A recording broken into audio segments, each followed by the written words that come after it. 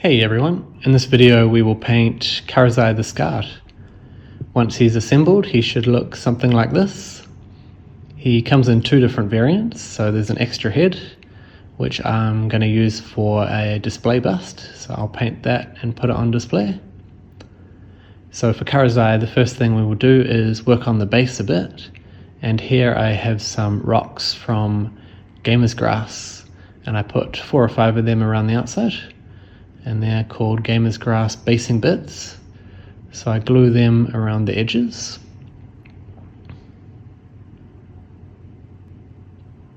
And then take some Tamiya epoxy putty and mix that up. And we'll use this to create some variation in the ground. So it's not just all flat, we'll make some small hills. And we can blend some of that into the rock as well. So again, we'll take 4 or 5 pieces of that and scatter around the base.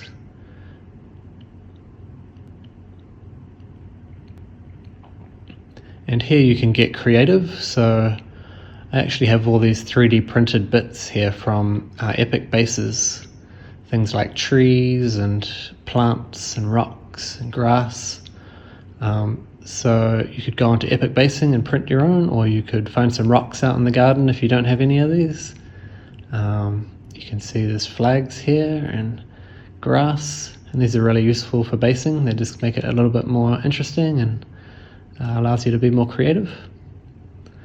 So for example, you could do like a battlefield scene with skeletons and old weapons, but I decided to keep it quite simple and just do rocks and ground and grass. So here I'm using some Vallejo mud texture, and for some of the smaller rocks I've got these 3D printed bits, and I use the ground paint just as a glue. So I put a bit of that on the base first and then stick down the rocks, and then around the edges of the rocks I just merge some of the dirt with the edges, and then this is what you should have as a result. And the other thing we want to work on here is I don't really want any logos from particular games. So this model is from Age of Sigmar, but I just want him to be a generic dragon for display. So I filled in this symbol on his chest with Tamiya putty, waited for it to dry, and then sanded it flush with the plastic, and that just makes it more generic looking. Then we're going to give him a prime with light grey. I wouldn't recommend black or anything here, just because the next step we need some brighter colours for painting, so it's a bit easier to apply them in one coat rather than multiple over a black. And then we take some light flesh and we'll put that into the airbrush. I recommend an airbrush here because we've got a big miniature and we need to get some nice gradients between the colours. So I'll mix the paint with some airbrush thinner, mix that up. And for this colour we'll be doing his chest and nose.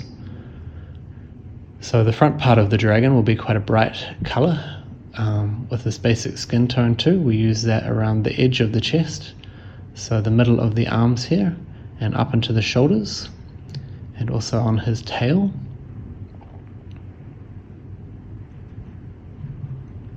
And then we take bone white to do the inside of the wings, and then white to highlight the chest a little bit more, just to brighten that up. And also around the nose and cheeks.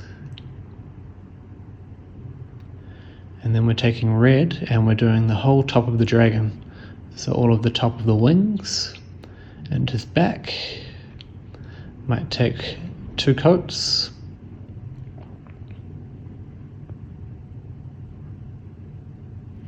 And here I start to merge the red into the skin color, and here on the shoulders I just do a light airbrush, merging it into the middle part of the arm.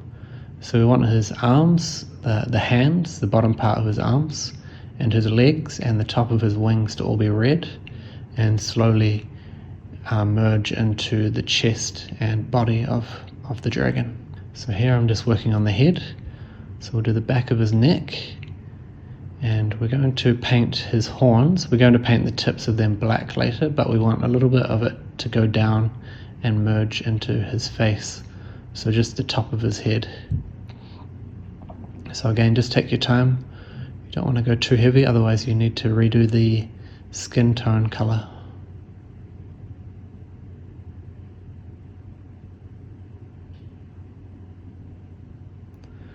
And here again I'm merging down the tail, so we want the tip of the tail to be quite bright and the back of the tail to be completely red. So I'm just starting at the tip and doing a real light airbrush all the way down, and just slowly building up that colour.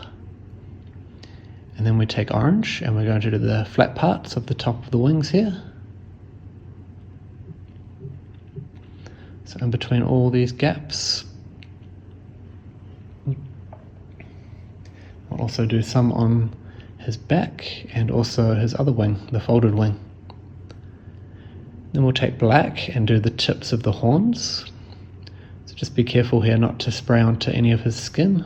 Just make sure the direction you're holding the miniature is away from the rest of his body. And that's all of the airbrushing done. You should have something that looks like this. And now we go back to bone white and we're going to touch up the inside of his wings where we oversprayed with the red. So on both sides, just paint those completely, and also the underside of his tail. And then we'll take the flat red again and we can touch up any places we missed with the airbrush. I was trying to miss his chest and things, so you can touch up the red under his feet and things like that a bit easier by doing it with a brush. And then we take black and we're going to do all his claws and hair. So he's got his beard and the hair coming from his arms and behind his legs and on his belly. And we also want to do the claws on the wings.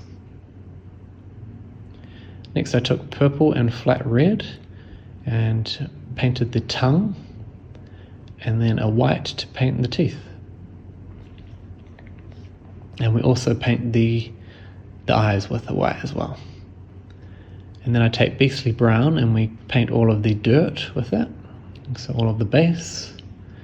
And then I take a light grey and do all of the stones and statues.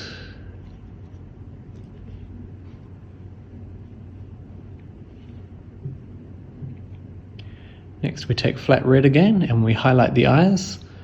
So we do his eyelids. This makes him just look a little bit more evil and accents the bright white in his eyes. And then I took Lamian medium and red. You could also just use water and red, and filled the gaps where the scars are. So you let the paint sink into all the recesses here and you'll have a result that looks like this. And they also go up on his side of his face there. And then I take Agrax Earthshade and we wash the dirt area, and then Nuln Oil to wash the rocks and the sculptures. And then I take a white and dry brush the tips of any rock. And then we should have something that looks like this. We're getting close to the end. Just need to give the dragon a wash. So I take Skeleton Horde, watered down quite a lot, and do all of the underside of the wings, and also the underside of his tail and his chest. So you can adjust the amount of Skeleton Horde that you want to put on here. I didn't put much on his chest, but I was quite liberal on the inside of his wings, so you can put some on to begin with and then brush it off. And for the chest area, I made sure I merged some of that Skeleton Horde into some of the red as well, just so that colour was merging nicely with the red, and also did some on his face. And next we'll take Nuln Oil and we'll cover all of the red. So we use Skeleton Horde for any skin tone and Nuln Oil for any red areas. You have to work quite quickly here because you don't want it drying and leaving lines, so it's a big surface area. So again, this wash is watered down quite a lot, and we cover all of the red, and just be wary of any dripping paint that goes around the edges of areas, and we want to merge it into the Skeleton Horde areas as good as we can. So you can use water to water it down and make it less black, and also use less water to do the darker areas, so the bottom of his legs and bottom of his hands, those parts you all want quite a dark Nuln wash, but then the face area and closer to the skin tones you want to water down the wash. So yeah, take your time but also work quickly if you can. And we put some around his face, the Nuln Oil, just to bring out some of the details like his nose and his teeth. And here I took some bone white just to bring out some of the highlights. Don't go too heavy with this because it's hard to go back. And then also took neutral grey and did a dry brush on all of his hair. So next I took lemon yellow to paint his left eye. He's blind in the right eye because of the scar, so we leave that one white. And we have a yellow eye on his left with a black pupil. And he's all painted. Now we just need to tuft the base. So I got all of these Vallejo grasses and I picked out all of the darker ones because I didn't want anything too bright looking. I just wanted to match the kind of evil dragon look. So we scatter them all around, varying the different colors. And then the last step is to take black and paint the rim. And this is him finished. I might add some pigment powder to the ground to make it look a bit more dusty and realistic, but you could add more details, so you could paint in individual scales for highlights or add some more shading with Nuln Oil, but this is kind of the most basic form of his painting and I think it looks pretty cool. So yeah, thanks for watching and I'll see you in the next video.